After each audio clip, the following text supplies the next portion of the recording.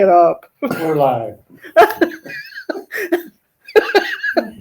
Hello, everybody. Welcome to Vibe Time with Geri for a Paranormal Roundtable at the Cabin on 360 in Mechanicsville.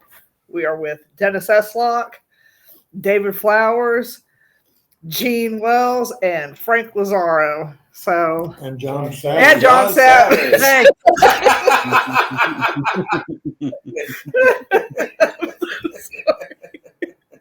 Oh my God, how embarrassing. Savage, you have to forgive her, brother. She ran out of fingers. So, Yeah. me, David, Gene, and Frank.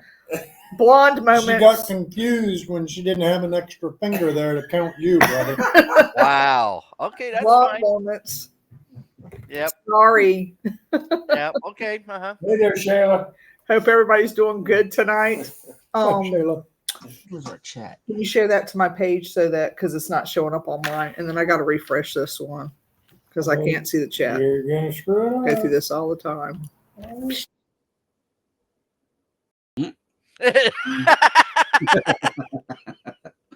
She gone. She gone. She's like Biden. Gone. Oh, Here I am. Where am I? And it's stuff that we have to fix, so I apologize. There's no we. She doesn't have a mouse in her pocket. It's all her. All right. What's going to be our topic of discussion for Paranormal Roundtable, y'all? Traveling. Okay. Travelers. Travel. Dennis, shut up. I know we. Jim. You're an asshole. Sorry, y'all. Okay. Let's get down to business here. Inside joke, sorry. Very inside. Oh, that sounds good. I don't know that it was very inside. I mean, well, we are inside. Yes, we are inside the cabin at the cabin on 360. Playing with the glow in the dark wall, Yes, and which is very interesting yes, it is. for paranormal investigating. Oh, go so ahead. David brought up a point when I was describing it the other week. He thought I had only painted a glow in the dark grid. No, I have painted an entire wall with glow in the dark paint. So even from the far end of the basement, that whole wall glows. We had nothing Hey, else Ronnie. illuminated, no lights on. There is diminutive light that comes in through the small windows down there. But even from the far end of the basement, you can see any movement, which, by the way, what did we see, Gene? Well, what did you see? Yeah. Shadow figure right behind Dennis as he was lighting it up. So that was kind of cool. And that's in virtual total darkness. So I've got UV lights down there to light up the glow in the dark wall.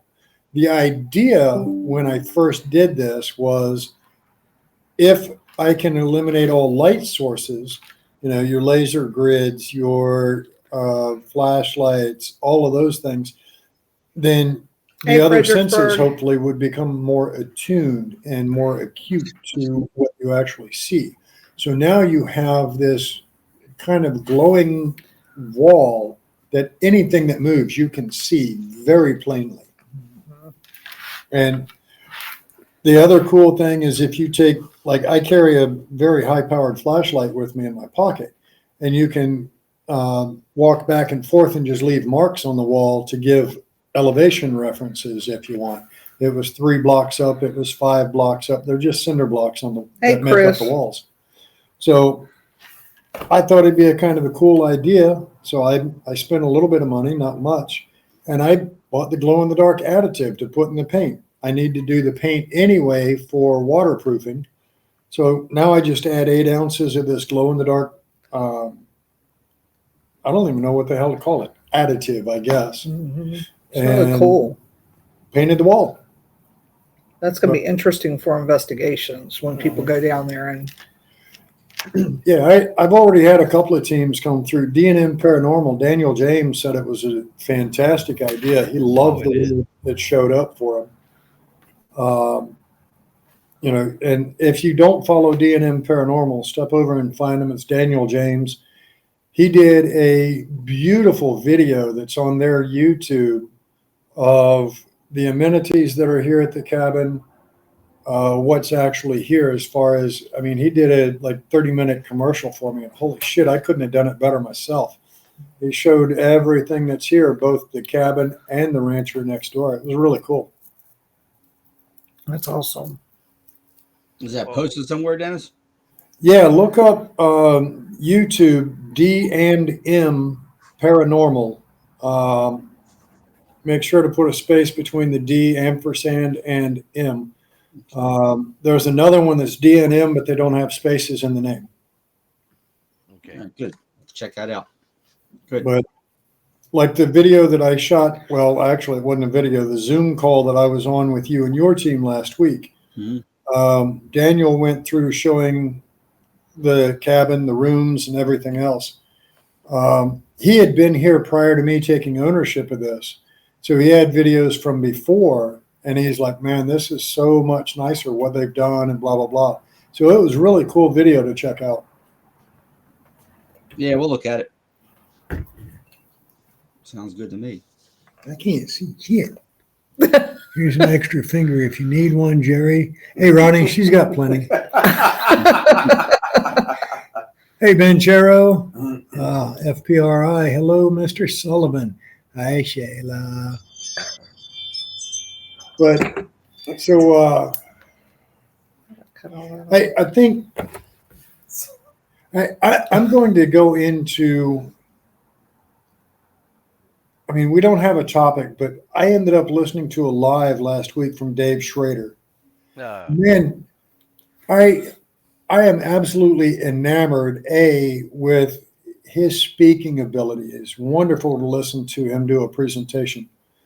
But some of the ideas that he shared with us in his live was phenomenal. Most of the spirits that we interact with are familiar with the fact that they are dead.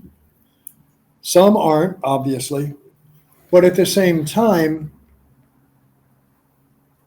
what if, like at this location, here at the cabin, I've got one old man that I don't know anything about other than the fact that he stood at my feet while I was sound asleep. He scared the living shit out of me. What if we bring up the highlights of their lives instead of the lowlights of their lives?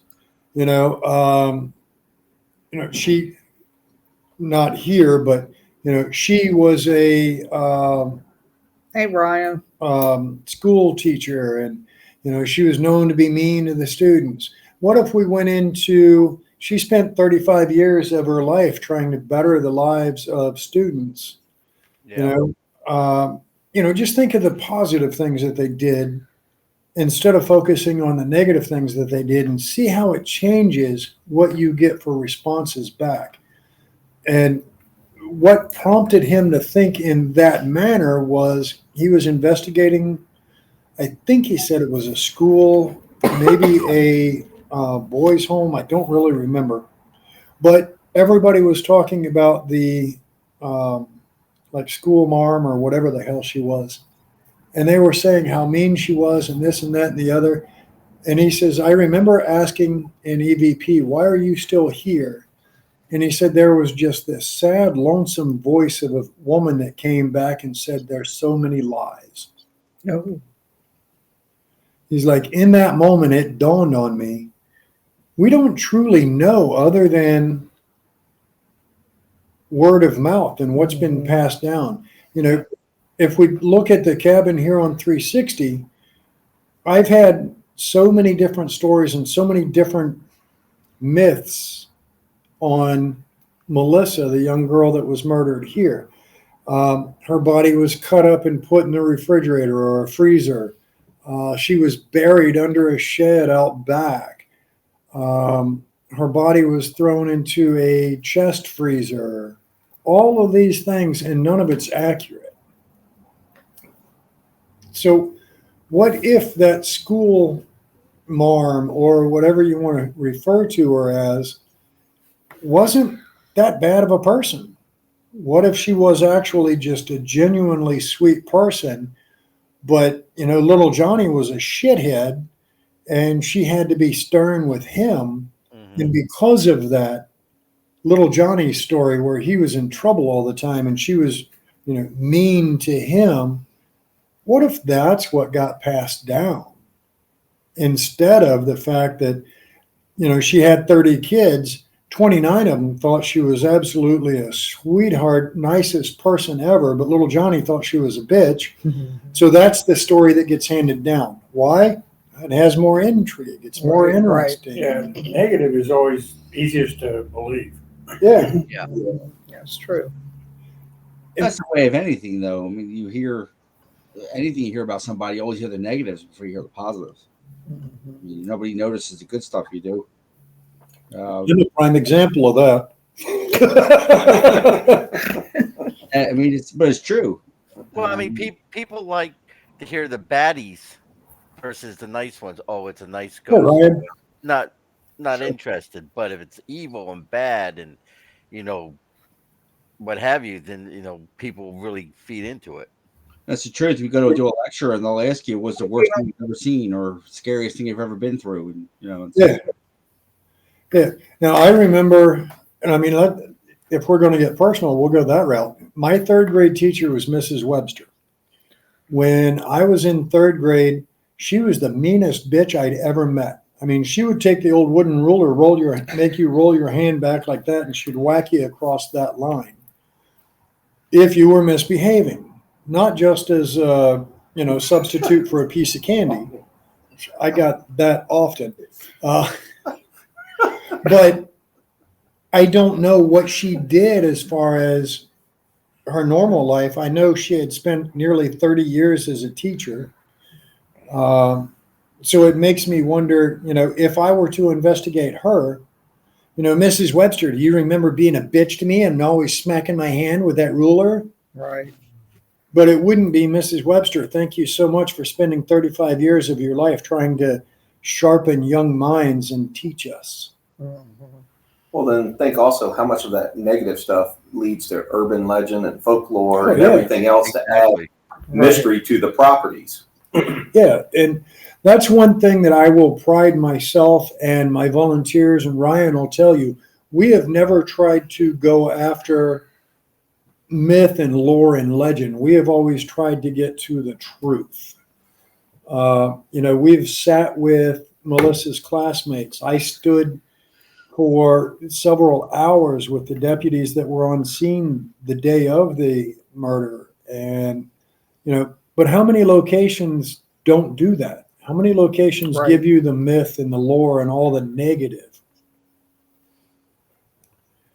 That's true. I think, and you got a good point, Gene, that there's so much in the myth, lore, and legend of everything, and it goes always towards the dark points of it.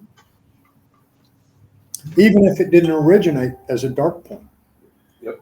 I remember at St. Albans, we were in the bowling alley, and I asked the question, we've all heard the horror stories. We all know the negative shit that happened here. Was there ever anything good? Did you have birthday parties? Did you have Christmas?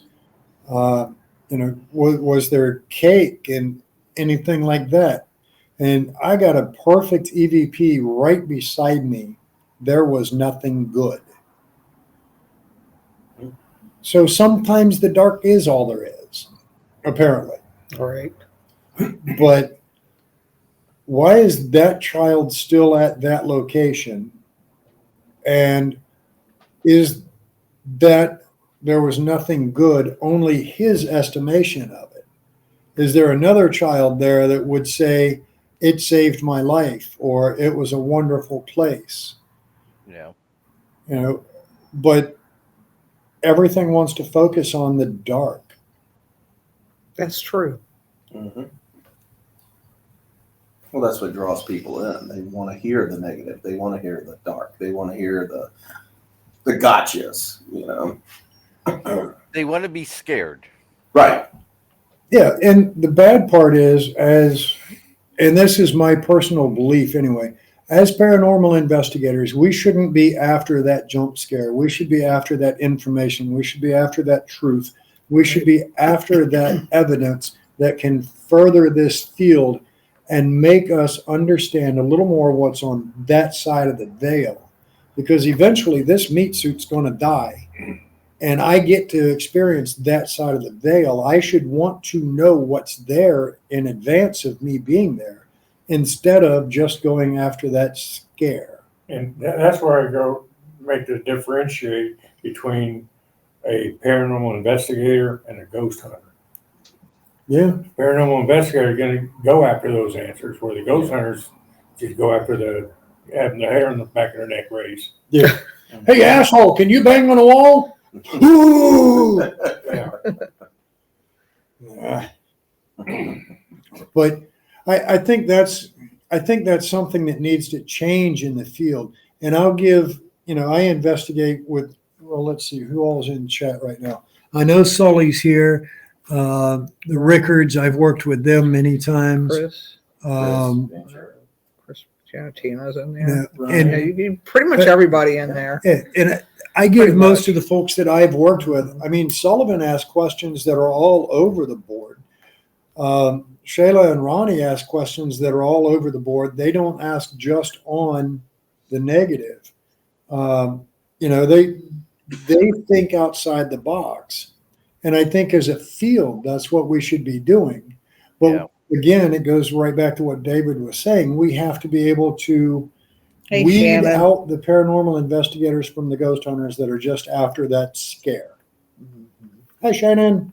One thing we do is one of the groups, we try to educate our group with classes and whatnot that we've written through the years and years of doing this. And one of our classes is an architecture class that we give, and I think it's important because I always, as I've said before, I always find the history of a location to be more fascinating than sometimes the actual haunt.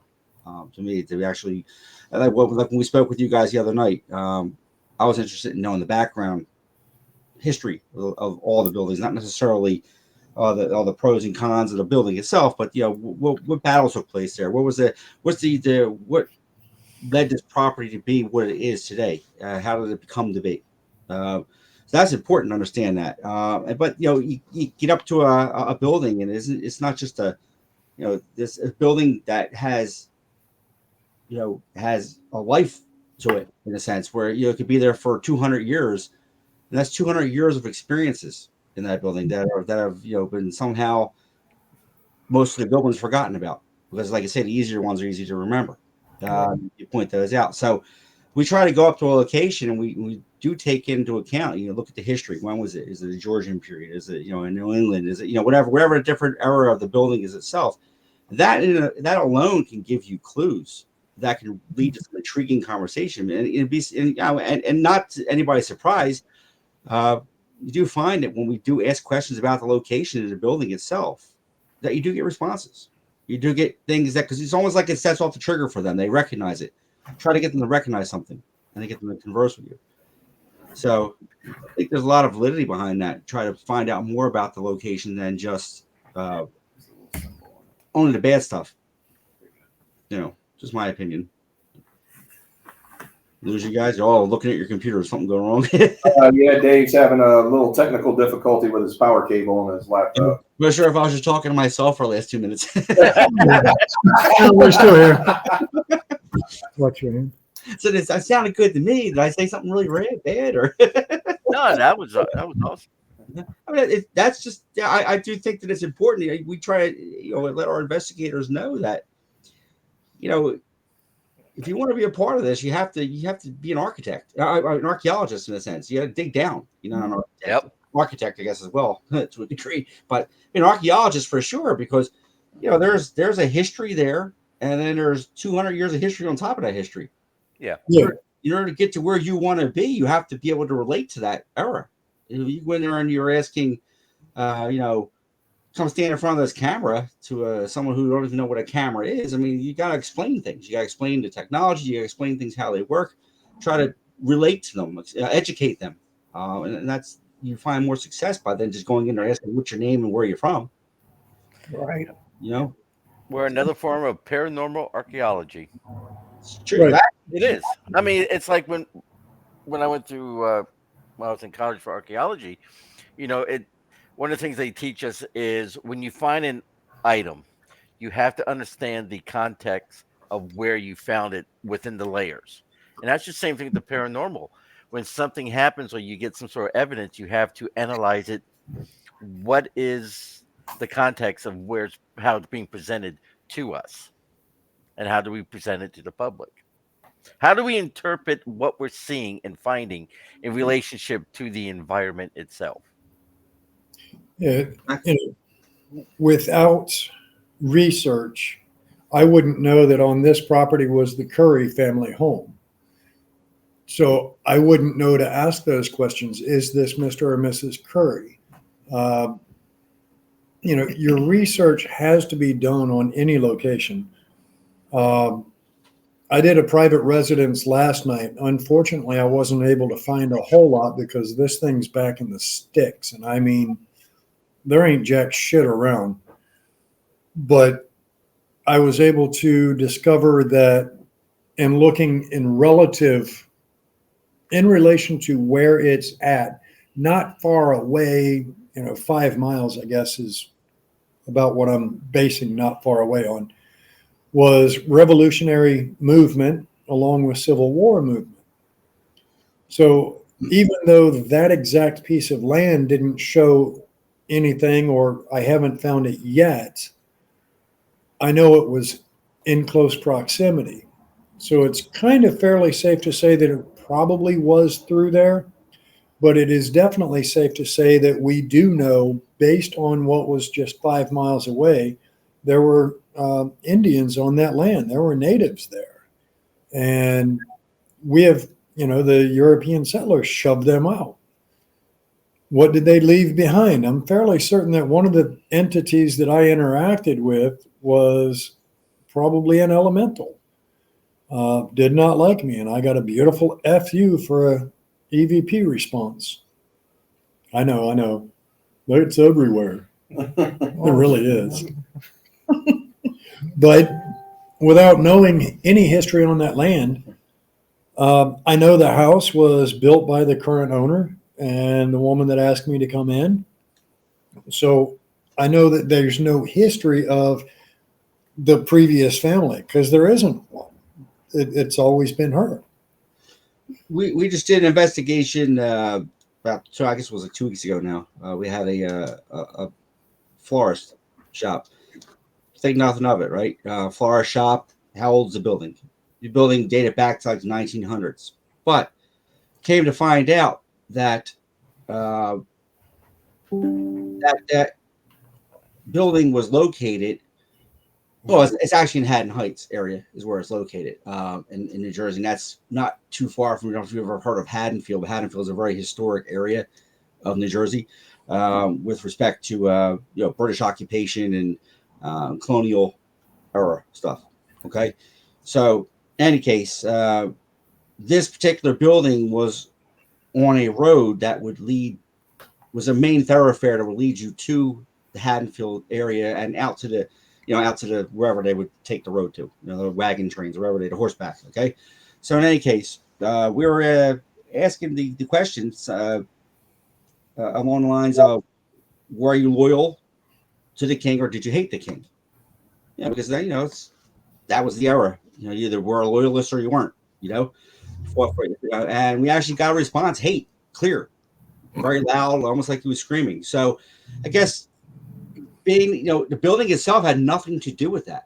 The building itself was 200 years later. But, the point is that, we were able to, think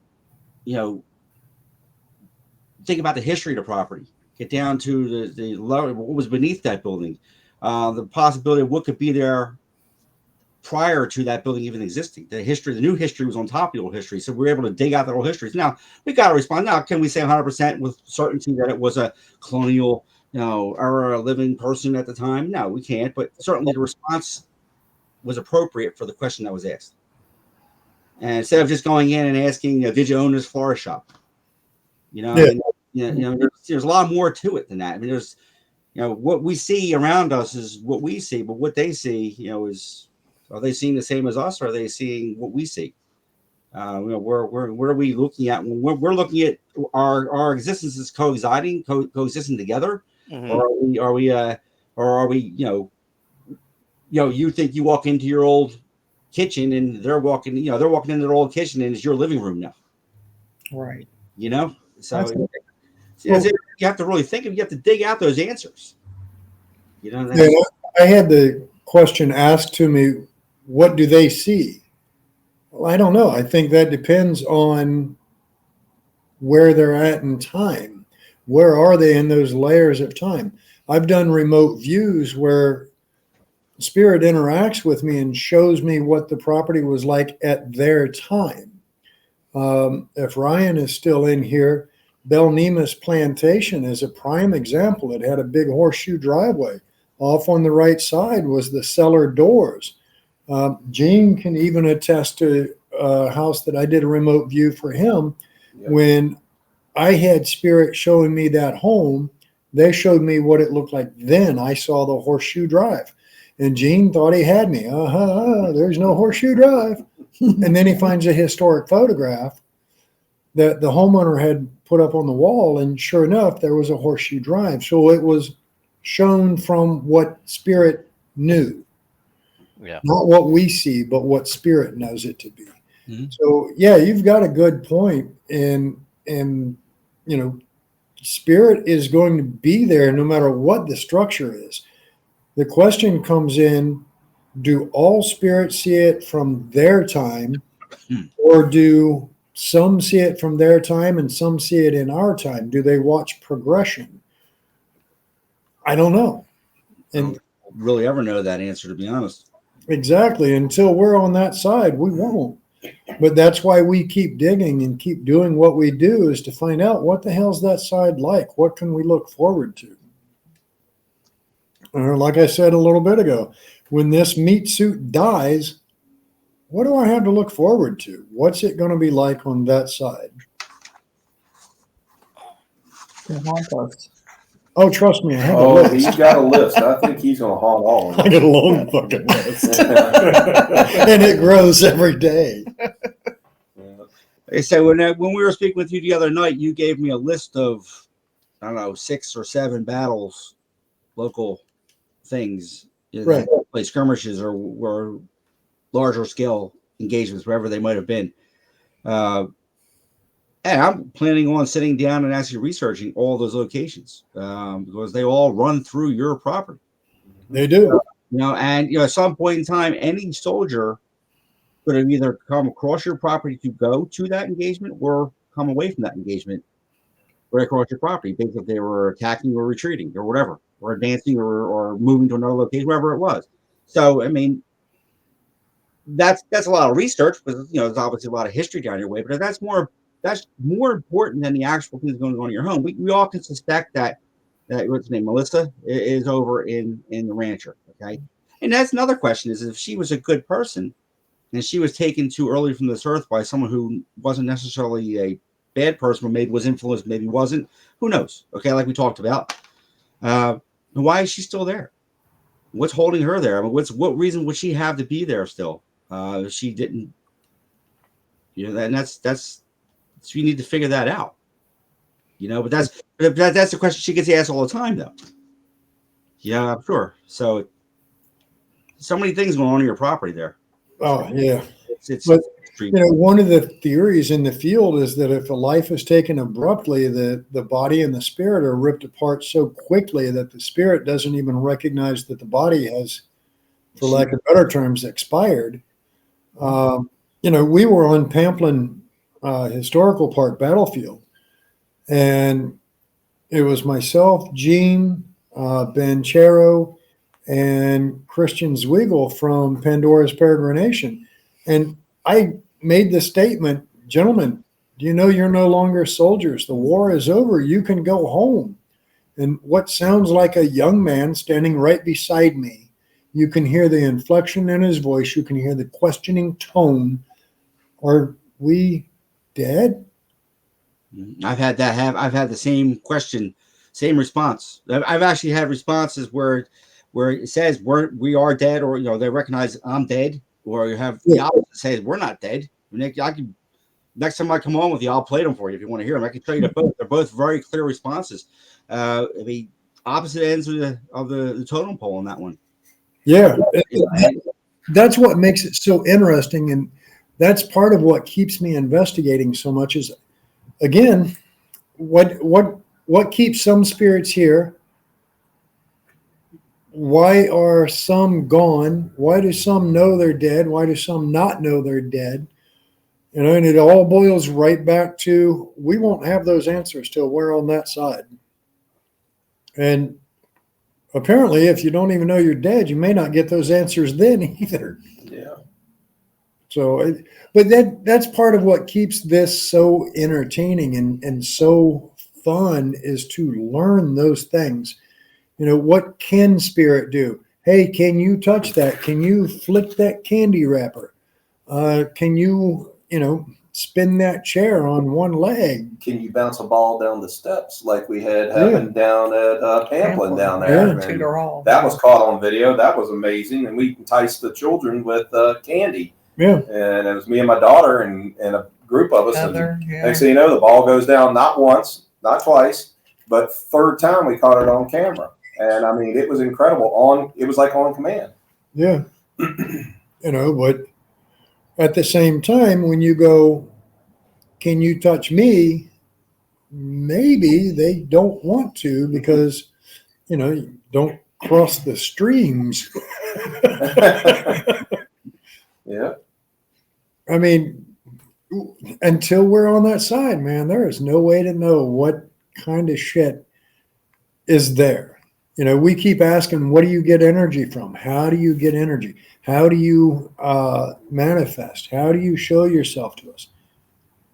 I don't even know that they know.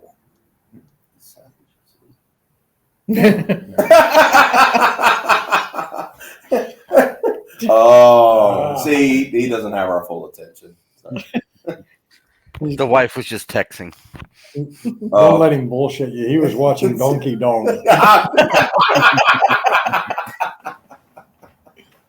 thought he was still playing his video games. No. Yeah. But he did sound like you and I. Run! Oh shit, run! Before we got chat banned. Yeah. No, I'm listening to you. Just telling the wife to pick up some food. Oh. Good woman. Yeah. Up here. But like a perfect example, this building, the cabin, we don't know of any tragedies that actually took place in this building. So by that definition, there shouldn't be any spirits at all in this building. But we have a ton of activity. We've had, I think 3 different full-bodied apparitions seen in the building. There's a ton of activity goes on in this building. But if we go by the standard of we haven't had any tragedies here, then,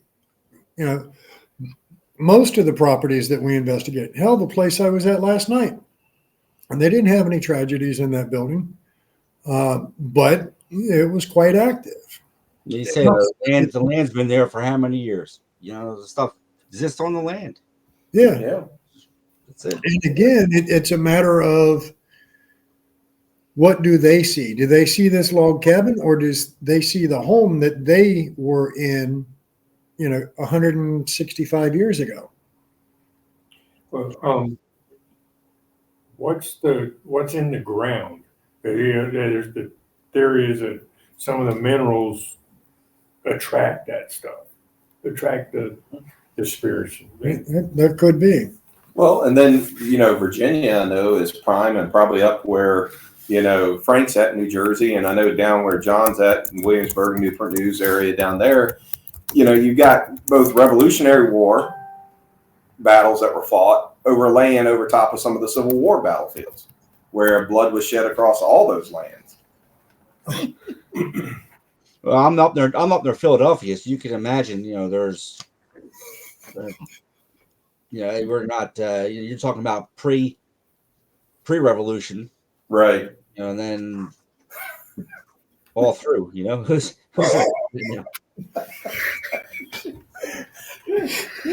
got a hold of the keyboard. What did he put? Dennis is the coolest dude I know. Thank you for being your paranormal occurrences, man. I appreciate the support.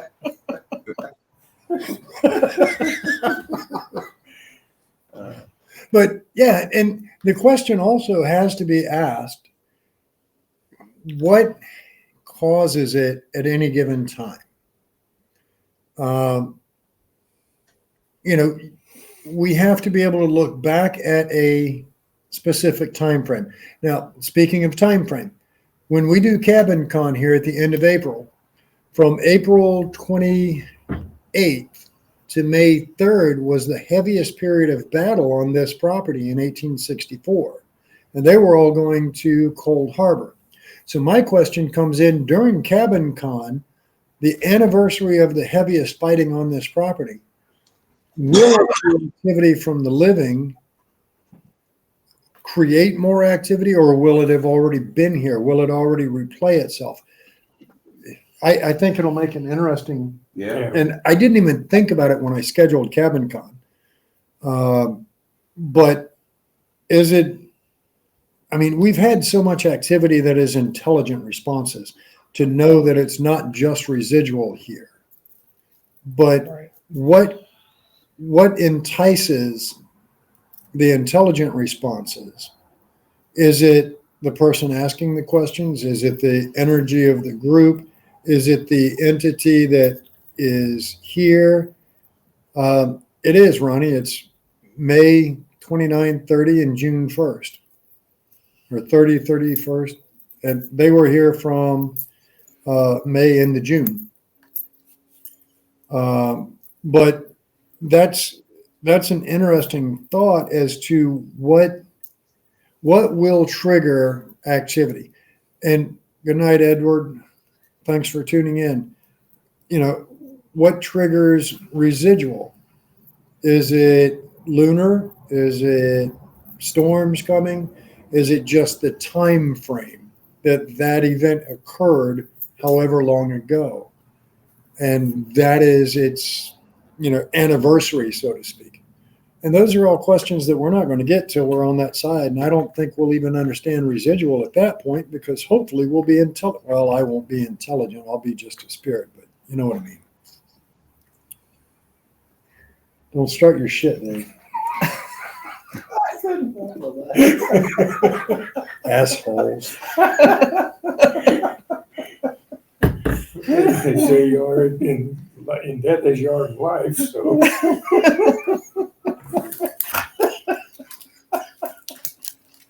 That's what they say.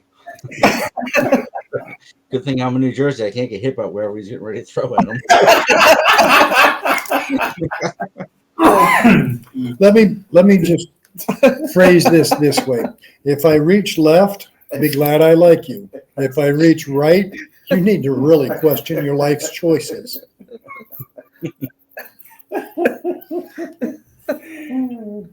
But I think it's so damn interesting to me when I get actual residual activity.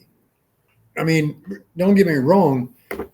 I am absolutely enamored with getting intelligent responses.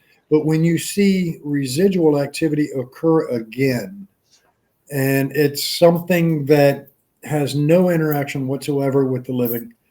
For those that don't know, intelligent response is one that directly answers you, and residual activity is just time replaying over and over again without any interaction. But I think, to me, I think residual is more interesting sometimes, because I want to know what took place and why is that scenario replaying? Why did that scenario seem to get trapped in time to replay time and time again? That's all right, Ronnie. I understand, brother. And one day the crack stem will leave you alone and you'll be able to maintain a train of thought other than the crazy train. He wrote down, he did, said April 28th to May 3rd. That's what he said initially, right? Is that what the dates are? Yeah, Oh, is it? that's what you Is that said. Cabin Con? No, you a little bit ago you said April 28th to May 3rd. I actually wrote it down because I said, I want to see if that has anything to do with the property. Well, wait a minute. So Cabin Con is May into June, and that's when they were here too. It was May into June. Should I scratch those out then? They don't count? Those Yeah, the April doesn't count. It's May into June. Shit, I thought I had a freaking lead there or something. I was going to read it. I was gonna read that. No, what you had is an Coming down idiot. there saying, wait, were you here on April 28th? What you had was an idiot that got himself lost in dates. But yeah, May 28th to June 3rd. And June 3rd was the heaviest battles at Cold Harbor, 3 miles away. But they were moving through here on their way there. And the maps that I have on site show me May 28th. I don't remember the company count for Union and Confederate. I think it was 5 Confederate and 6 or 8 Union right on this proximity. But I don't recall. I can look at the maps. But yeah, that was May 28th through June 3rd on this site was the heaviest fighting, is what I understand. We write those numbers down instead. You're sure about those, right? May 28th to June 3rd? Gene? Yeah, June 3rd is one of the heaviest. That was Cold Harbor. That was Well, right through that time frame. yeah, but those men were moving from here to there. Of course. 159th Maine is part of that. I don't know, and I would have to go back and do some more research, but I want to say it was like May 30 was when 10th Virginia got their ass handed to them. But for fuck's sake, Dennis thought I made a mistake. I knew better. You were right. Wait, let me do it this way. Ronnie, you were right. I was wrong. It's all my fault. Hi, Kimmy. Hey, Cal. But good Hey, catch, Cal. Ronnie. Good catch. But yeah, there. You know, as far as residual activity, how severe does it have to be? How distinct does it have to be for residual activity to be something that gets replayed time and time and time again? Cannon fire, musket fire. What makes them what makes them enough energy that they get replayed back into the living can hear it? Or drums. But Or- we or heard that drums, time yeah. here. We never could figure that Yeah, out. I mean, Christ, we've heard what sounded like the drum and fife corps coming across, and everybody stops and goes, "What the fuck?" Well, the horse and buggy. The horse and buggy, yeah. Yeah, Chip to Gettysburg, we had that. We all heard it sound like drums and whatnot. And then there was actually a tour guide with us while we were there, and he took us to an area that was sort of off the beaten track in Gettysburg. It was a little, it's up near the how's it called? Little Round Top. You've never been to Gettysburg, but where the tree is at, the tree that they have up on the hill there, where the snipers were. Culp's Hill, not Culp's Hill. No, snipers. Where the snipers had the Devil's Den. Right. Okay, so Devil's Den, you had and off the road down. There's a little dirt trail you ride that you run. You can walk down. It takes you kind of off where the so I think it was some of the Virginia troops. Something came up. It was a lot of heavy engagement down there, sort of, but it's not really marked. So he said, "Let's go down there and take a walk down." He showed us off, down, and we're down there, and even with him, we're standing there saying, "Sounds like there's drums or something out in the distance."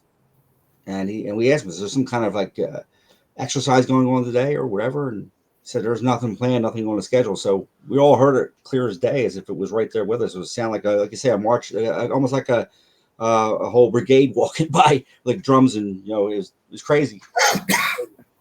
Yeah. And we've heard that on this property. And Couldn't catch it on recorder though. We didn't get it. We didn't get it on recorder. But we all No, heard we couldn't catch you that night on recorder either because we tried recording that night. You and I heard the drums out here, and it wouldn't come through on the recorder. didn't get it. We didn't get it on recorder. We all know we heard it. Every one of us there heard it, clear as day. And of course, most of the shit happens when you're not prepped either. Well, we had recorders. We were running them. It just didn't come on. It didn't lock on there. Yeah. Just like tonight when we were down in the basement of the Brick Rancher, and you turn the light, you're showing us the wall.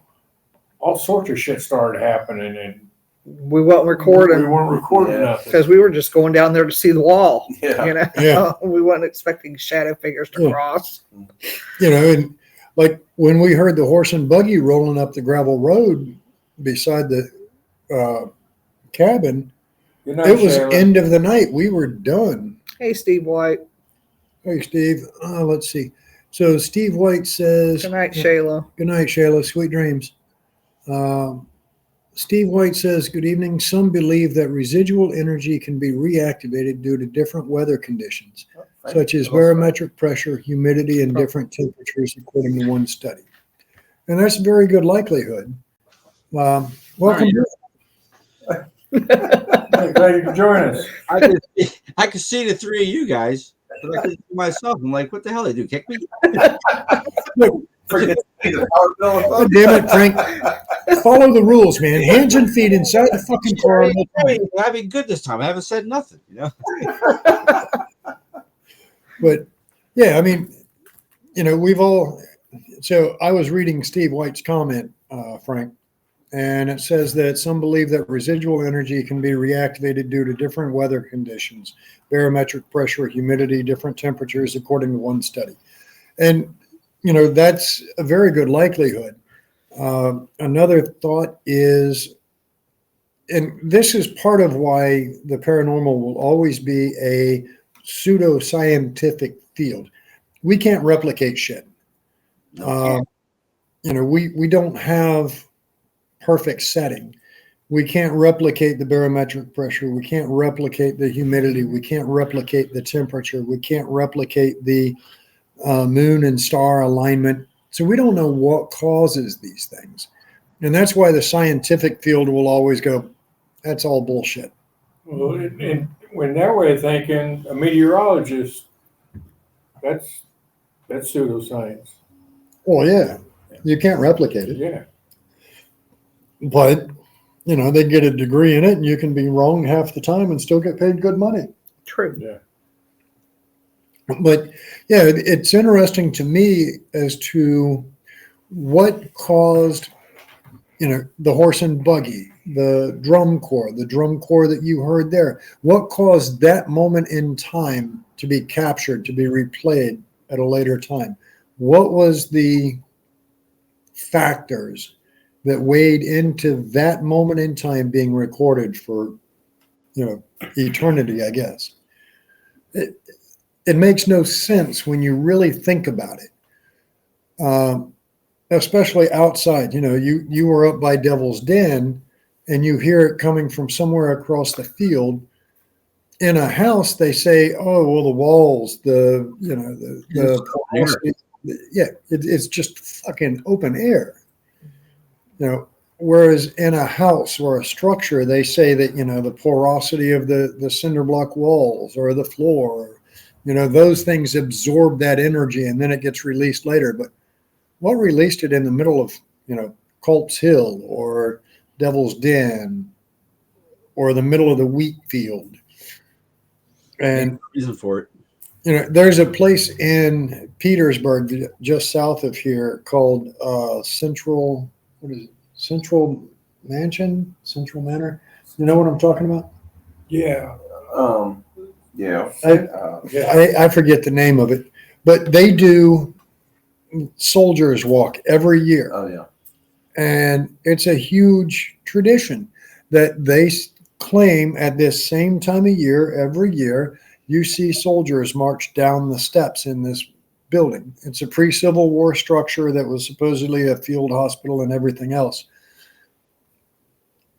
Is there something that causes that every year what was so significant at that time when it took place that that moment in time was captured for all of eternity to be replayed? Just a glitch in the matrix. Yeah, I mean, that's the only thing I can think. I mean, in all seriousness, you're right. I mean, it's you know, nobody, you can't, there's no rational way of explaining it. Something that doesn't seem significant, like a bunch of soldiers marching with drums, you know, that's commonplace during warfare, right? You would think that the again, coming back to the negative, yeah, maybe that was a happy time for the soldiers. Maybe they, you know, come back to, maybe that's when they felt more at peace when they hear the music and they were marching and they were, I don't know, you know, feeling the environment around them versus in the heat of battle when they have, you know, cannonballs flying over their head. So maybe that, you know, try not to focus on the negative. I mean, that's kind of a stretch, but taking back your initial comment, well, maybe that's something to do with it. You know, what were some of the good experiences for soldiers versus the why are we always focusing on you know, how'd you die?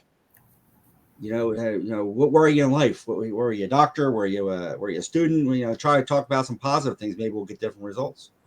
Yeah. Take it back to the beginning, because everybody goes to the battlefield looking for those.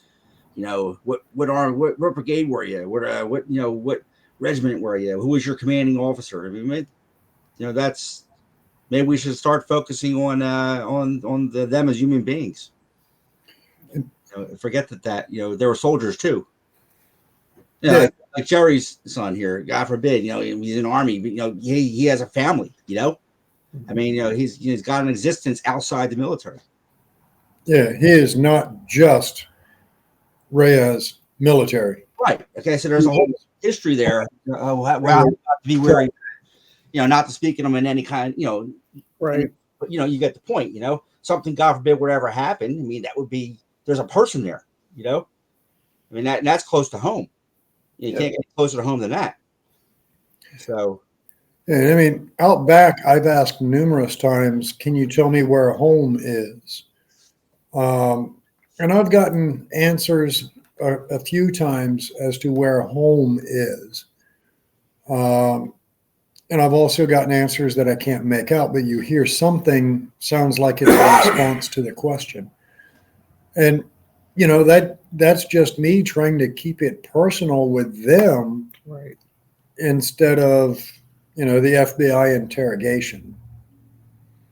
And 99% of the time when I do my public investigations in the public groups and everything, and I open it up, I always tell them, don't go into this like an FBI agent out in the interrogation. How did you die? When did you die? Where did you die? What's your name? Mm-hmm. Because 9 out of 10, you're going to get, there's my name. you're going to get jack shit. Yeah. Yeah. Mm-hmm. Try to make it a little more enjoyable. And I find myself sitting down just talking. I mean, I just start a conversation. Half the time it's not even EVP driven. It's usually just to see if I can. I find myself getting so involved in the environment that I actually try to become part of it. And that works best for me. Not necessarily work for everybody, but for myself, I say try to almost think of them as if I'm speaking to a person sitting across the room from me, like we're talking right now, having a conversation about life. Yeah, and there's you know, part of my presentation to prep for investigation with general public is there's one thing that unites all of us, and it breaks every boundary. It goes against religion, age, sex, religion, any of that. Humor. And if you can keep it lighthearted, if you can crack jokes, if you can have fun, they're going to also. It's infectious. It's like a sneeze. If I sneeze, I guarantee you at least one or two of these are going to sneeze. Mm-hmm. If I yawn, I guarantee 2 out of the 3 are going to yawn. Right. And a laugh is the same way. If I laugh or I can make you laugh, 9 out of 10, I'm going to get the majority of the group to laugh along with us.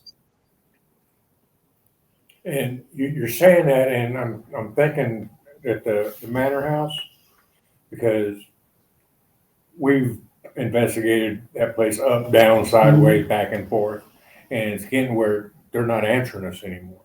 Yeah. But the guests are there, they're having a good time, and they're trying to talk to them, and they're getting responses. Mhm. And I think it comes down to, man, I talk to you all the time. Why the fuck I want to talk to you? I want to talk to her. To them. She looks interesting, or I like her energy, or something a little different. Yeah. And maybe there is the theory of familiarity where you get more responses the longer you investigate a location. But at the same time, sometimes you just don't want to talk to the same people time and time and time again. It's that asshole again. Yeah, Yeah. I get that all. Yeah, that asshole. I told him my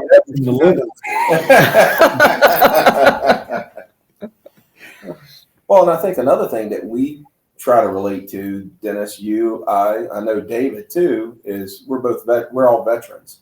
Mm-hmm. And when we go out to these battlefields, we go out to where these engagements were. There were young troops where we were once young, and we know what it's like to wear the uniform and go out there and battle. Ask them, I like to start off questions like, ask them, do you need anything? Food, water, what, type things like that. See if we can get a response. Cigarettes, tobacco, whiskey.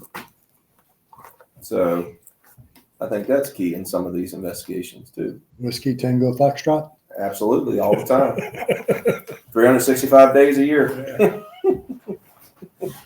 Yeah, and I don't know. I think from time to time, now, both fortunately and unfortunately, I don't have a very heavily booked schedule right now for the cabin.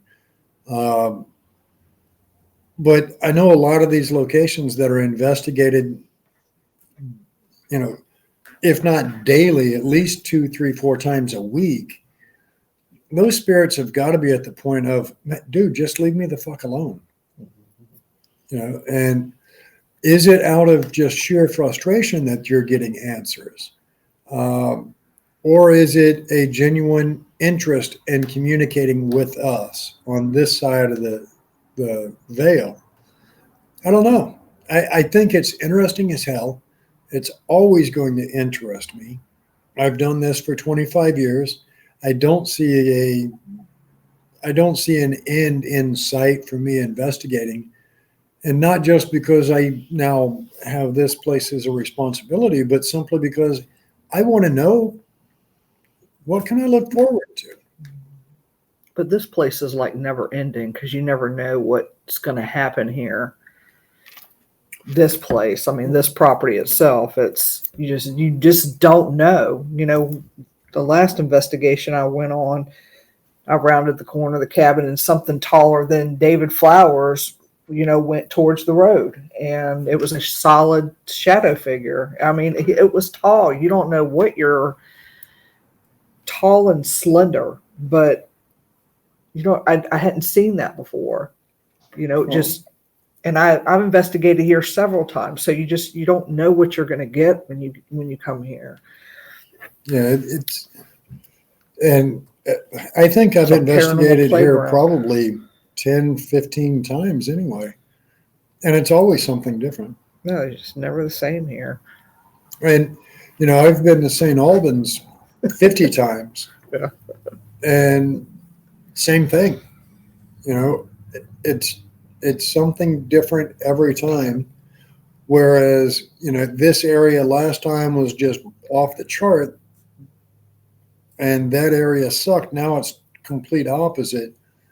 And it always makes me wonder, what's the variable between,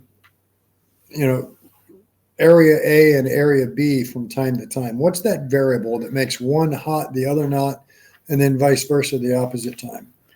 And, Kimmy, you are right. You get better responses if you keep it real. Don't go after that FBI interrogation. Just kick back. Some of the best EVPs we've ever captured were while we were just shooting the shit.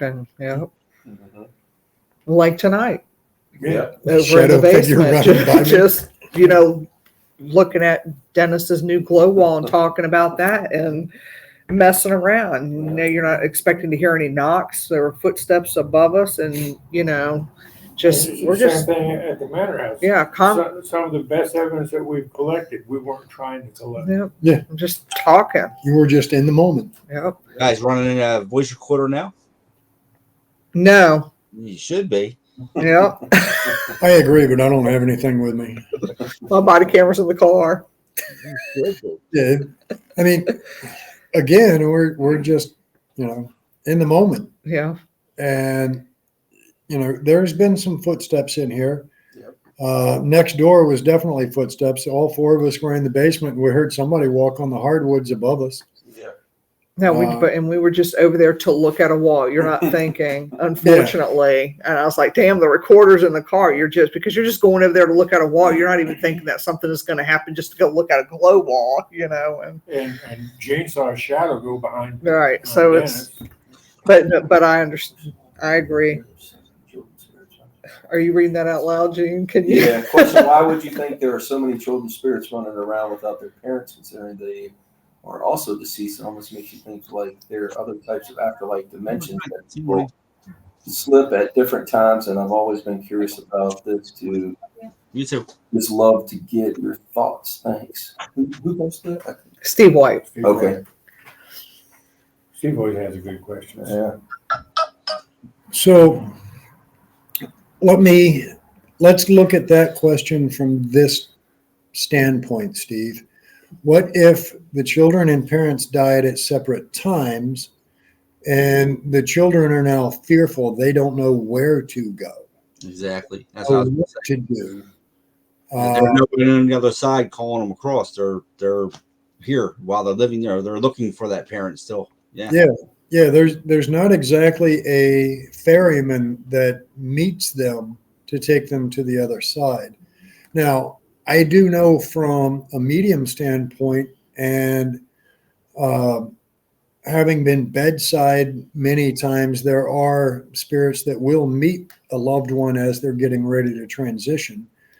But that's not always the case. So I think a lot of times the children just don't know where to go, what to do. You know, if we go on the theory that there's this brilliant light and you just go to the light, what if they don't realize that mom and dad are over there? And they're like, I got to wait here. I got to stay where I'm at. Mom and dad will come back and get me. And mom and dad are on the other side of that bright light waiting on them.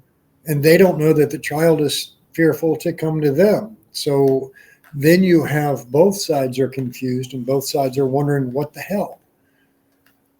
That's probably the best guess I have at why are there so many children running around without their parents. Either that or they're on different planes. That could be. I mean, it was somebody made statement of on that side, there are different levels of the afterlife. And as you are there longer and learn more about it, you progress through those levels. Maybe that's the issue. I don't know. I'd love to have that answer. I would love to know why there are children spirits just stuck here instead of going to wherever is. I mean, if we take the biblical descriptor of heaven, it's the most beautiful place. The streets are paved with gold, and et cetera, then why wouldn't the children automatically go there? Why are they stuck here? I truly wish I had an answer for that, but I don't think there is one. Now, as far as some of the darker entities, it goes right back to what David said just a little while ago. You are in death what you were in life. If you were an asshole, bye, Frank. If you were an asshole in life, you're an asshole in death. And, you know, let's take a hypothetical that I've been a absolute shit person for life, and I know that when I die, I have to go to the light and I have to face St. Peter at the pearly gates and I have to get judged. Dennis, you fucked up. Go to the principal's office. Oh, fuck no, I'm going home. Yeah. I'm just not going to go if I know what the consequence is. So I Right. think that's part of why some of the more asshole spirits are here. Is they don't. Hey, welcome back, Frank. We missed you, buddy. Oh, man, my internet's sucking tonight. Hands and feet inside the ride at all times. That sounds But- so familiar.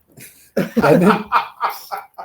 But yeah, that's I think it would be wonderful if we didn't have to interact with children spirits because they're the ones that break my heart the most. Yeah.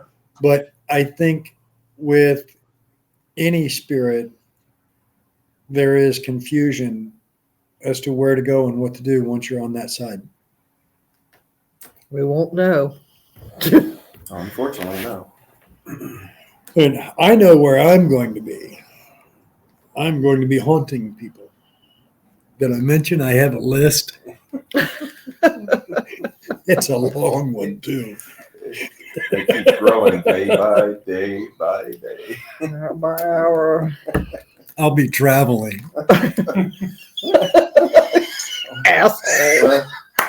Hey, Dennis. So when you die, I'm going to keep my recorder on at all times. Oh, yeah. Oh, yeah. You know, there is some true meaning in what you mean by traveler. You and I have that bond. Mm-hmm. So, But- time travelers. Time travelers. Yeah, I will log many a spiritual mile haunting the people that I have on my list. But we want you to do that because we need some really good EVP sessions. yeah. So look, I have figured it out. I have a keyword that specific people have. But for the most part, I'm just going to leave confusion and utter dismay in my wake. Dennis, can you talk to this little red light? Bicycle. I said bicycle. What the fuck does that mean? I don't know. Apple pie. What the fuck's apple pie mean? I don't know. They're class A though.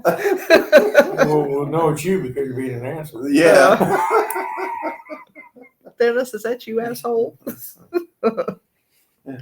Bicycle. Yeah. The spirits will tell on him. Not- Yeah, Not that's once asshole. if it's you, Dennis, and he'll knock 3 times. Dennis, Remember knock that. once if that's you. Son of a bitch, it don't stop. See, this is what I plan to do when I'm on that side. Now, Give me my own little blue marble. Oh, yeah. Give you a glow in the dark. What's her? What, I'm confused she here, wants her own Kimmy. little world. Blue marble. Oh, blue marble, your own little world. I got you. I got you. No, I want to be able to come back and haunt. You know that friend who has all those pictures down the stairway and they all have to be perfectly level? Oh, They're fucked. Every second Tuesday, the sons of bitches go this way. And every other Tuesday, they go this way. What the hell? You gotta do is you gotta make them, as they fix them, you make them crooked again. That's how you really get them. If I have my way, they'll make it to the bottom and look back up and they're all jacked. They'll all be crooked again, right? Right. The Exactly. opposite way. Oh, I mean, I don't know what I'll be capable of when this meat suit dies, but something tells me it's going to be fun. We hope. well, well, you guys, next week we have Steve White coming on the show. Oh, yeah. We do. Cool. Cool. Steve White, if you're still on here. Steve White, raise your hand if you're still here. Yeah, he'll be on our show next week. He always has interesting questions, so it'll be fun to have him on. Well, I'll tell you what, guys. If you get a chance, go look up Dave Schrader's Facebook page and find the live that he did last week. Man, he's got some interesting thoughts, some interesting theories, some funny stories, but it will truly give you pause to rethink the way that you've been investigating. I think it's just a different way of thinking than most of us utilize. So, Steve White, one more question. You think it's possible for some people to experience their own residual energy in their own home since it takes a living person to create residual energy? Well, I don't agree that it takes a living person to create residual energy. I think it happens even when there are no living persons there. I've seen it on the cameras here at the cabin. I will watch things on the cameras and go, there's nobody there. So do I think it's possible for some people to experience their own residual energy? If we go by the stone tape theory, it is possible, I suppose. But at the same time, will they recognize it as being something? Now, for those that aren't familiar with the stone tape theory, this is your homework for the week. Well, I guess next 3 weeks until we do Paranormal Roundtable again. Yep. Go research stone tape theory, and it'll give you a very good idea of what we've talked or what I've talked about. You guys don't talk a whole fucking lot on this show, do you? What about you? Geri should know what that is. I taught you that when you took our classes. Yeah. Stone tape theory was in that. It was one of our thought, our awareness, I believe. When you took that. I think so. Yeah. I have to go back and look. I'll have to look it up. Mm-hmm. Yeah, I'm a big believer in the stone tape theory. I'm fairly certain I have experienced the effects of it numerous times. And, you know, I think, honestly, the horse and buggy that we heard on the gravel road next to us here was stone tape. Truck. Mechanicsville rednecks at the finest. He needs to Midas-size that thing. That was Midas-sized. Well, no, that was minus sized. Minus. Overcompensating. Well, that's what I was getting ready to say. Yeah. But there's so many different theories in this field, and there's so many different possibilities, and there are so many things that you can experience in this field that I don't think we will ever truly have answers until we are on that side. And I think a lot of it boils down to we're not supposed to know. All right. And I agree with. Yep. I think if we were like you can ask the questions all you want, they're not allowed to tell us. You can ask if you're a god, what's it like here? I've never gotten a response even remotely close to that. Never. Now I will tell you this. I had the privilege of listening to Chris Fleming tell his near-death experience. I was invited out to Chicago Ghost Con, and Chris Fleming was one of the speakers. And it left me with, one, tears on my eyes, and two, it left me with an entirely different thought of what's on that side and why we don't get answers of what's it like on that side. The long and short of it is he was essentially dead on the table. He was taken to a place outside of the hospital. As he described it, it was the most beautiful pasture he had ever seen. He said, I could literally feel the breeze as it went across the tips of the grass. I could feel what the flower felt when the bee landed on it. I could feel the flower under the bee's feet. He said, and I believe it was Natalie Wood. He said was one of his favorite actresses from like the 40s, and she is the one that escorted him there. And he says, I remember asking her, is this heaven? And she said, this is my heaven. Yours may be 1,000 times more beautiful, but you're not ready yet. You have to go back.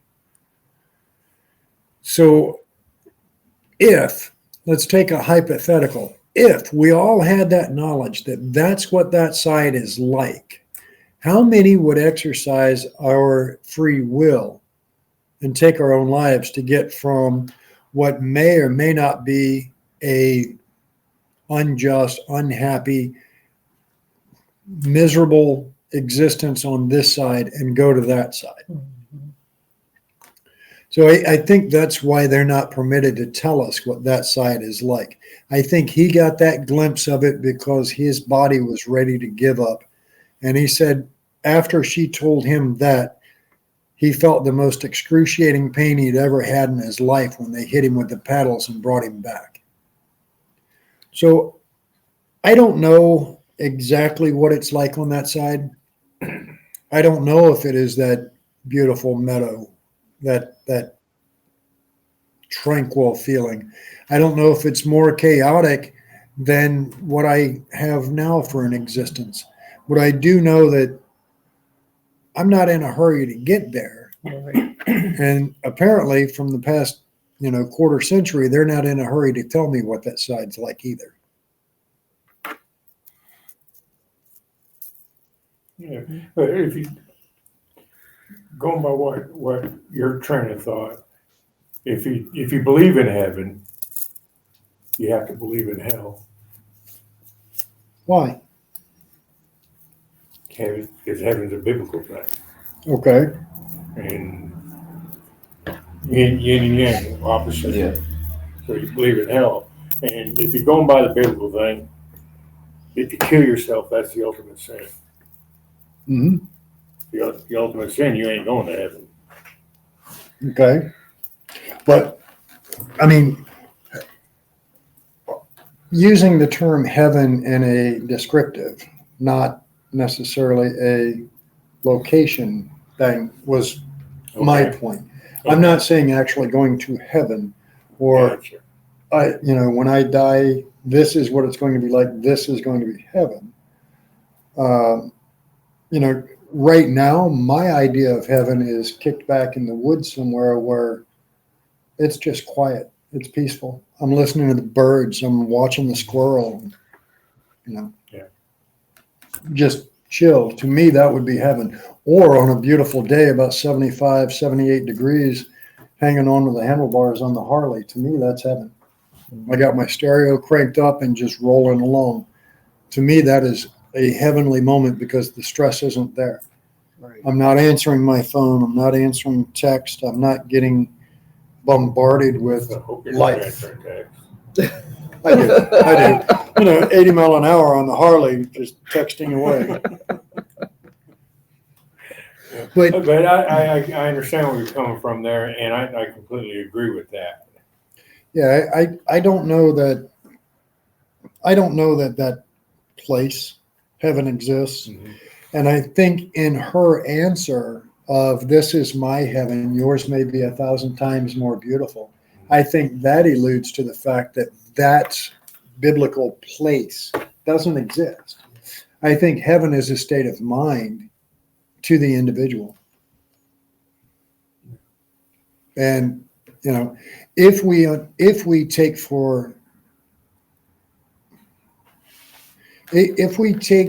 what we believe heaven to be, or a quote unquote heavenly existence, it could be sitting on a riverbank somewhere, Yeah. just watching the water flow. True. I mean, depending on my mood, some days to me that is heavenly. Other days to me it's the wind, beating the shit out of my face and bugs smacking off my forehead on the Harley. Yeah. It's not so much heavenly when it's 30 fucking degrees out and it's sleeting and you're getting pelted. I will tell you that. That was not a heavenly morning. But I think in the grand scheme of things, if we all just take a moment, sit back, look at your existence, what is your idea of heaven? I'm in the woods. just chilling. So, and I think that okay, and Frank said it. I've asked that 100 times. What is heaven like? What is it like on that side? And they never tell you, because yours may be different than theirs. But if they were to tell you, well, heaven is a concrete jungle with cars and taxis and people bustling all about, you're going to think this really sucks. Yeah. Kimmy's idea of heaven is a rod and reel in hand under a full moon. You know, I can get behind that. But I think if they were to tell us what heaven was like, I think there would be a lot of people. And I think if they were to honestly say heaven is like whatever you want it to be, there would be people that are so damn confused they wouldn't know what to do. Yeah. And I think that would lead to a lot more lost souls. Yeah. Because they don't know what they don't know what to do. So, but I will leave you with this, folks. Take a couple of minutes, at least once a week. Find your little bit of heaven. If it's kicking your shoes off and settling your feet on Mother Earth, clear your head, put your phone on silent, listen to the birds, listen to the grass, listen to the breeze. Find your own little bit of heaven. It'll help you ground yourself. Right. It'll help you settle yourself. And maybe it will prevent a little bit of road rage. Maybe it will prevent,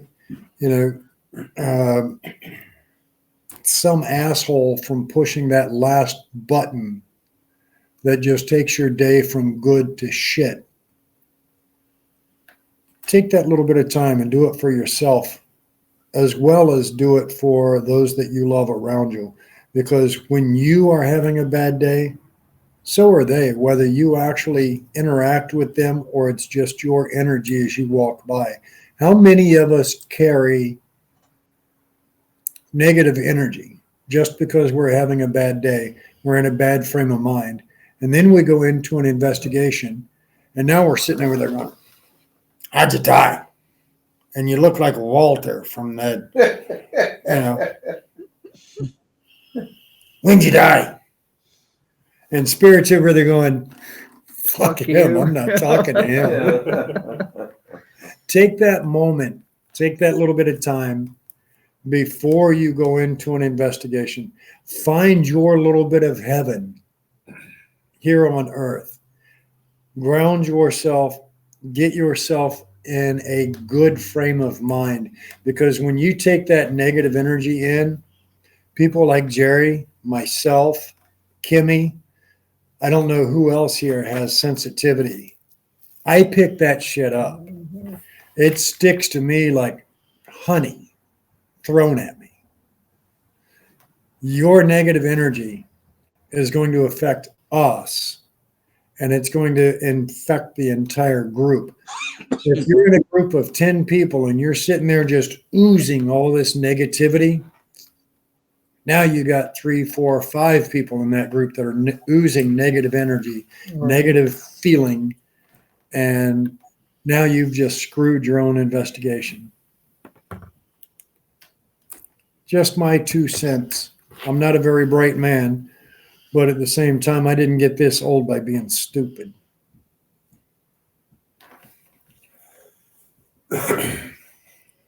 All righty then. Did that make sense to you, It Dave? did. It made a perfect sense. That's kind of scary.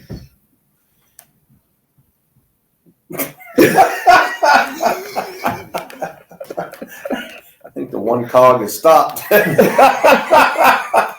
It was turning. I hear it squeaking over there now. We got some WD-40 around here somewhere. Smoke I'm it. just Smoke trying to it. Smoke figure it. out what he pointed me. I'm just trying to figure out what the hell you trying to say. He wants honey. That's all I know. So. I thought he was trying to be Mr. Rogers or something. I'm just speaking from 25 years of investigating and picking up people's energy. And, you know, the easiest way to nosedive an investigation is to sit back like Mr. What the hell's his name? Jeffrey Dunham and his Walter. puppet Walter. Well, If you don't know who Jeff Dunham is, you got to check him out. And watch Walter, because everything is negative. Funny as shit, but negative. Yeah. But if you're the one sitting in the group that looks like Walter, go outside, ground yourself. Come back in a better frame of mind. See if the activity gets better. See if you enjoy yourself a little more, and see if those around you enjoy the investigation a little more. Yep.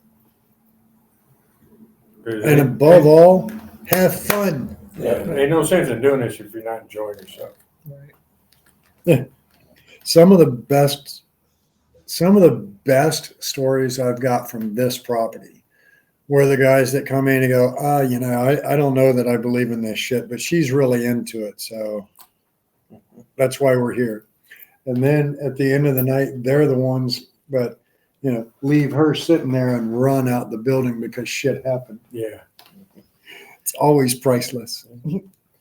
All right. Hey, Hopi. Thanks for joining us tonight. And Steve White next week. Steve White. And I want to thank Dennis for having us out the cabin tonight. And if y'all Really haven't liked the appreciate Cabin it. on 360's page, please go to their page. Yeah. And Yeah, her camera's backwards. he's always looking. Yeah, he's always And the fuck's looking her for people to camera book backwards, events. huh? You get Why is her camera backwards? Because she's Because got an she's inverted. backwards. They saying you is bass backwards. Join us again next week. Same Yeah, I guess bat it is. channel, Fix same it, bat G. time. I got to go home and fix something. Good night, everybody. So, good night. yeah. Night, y'all. Thanks for tuning in. Thank you, Gene.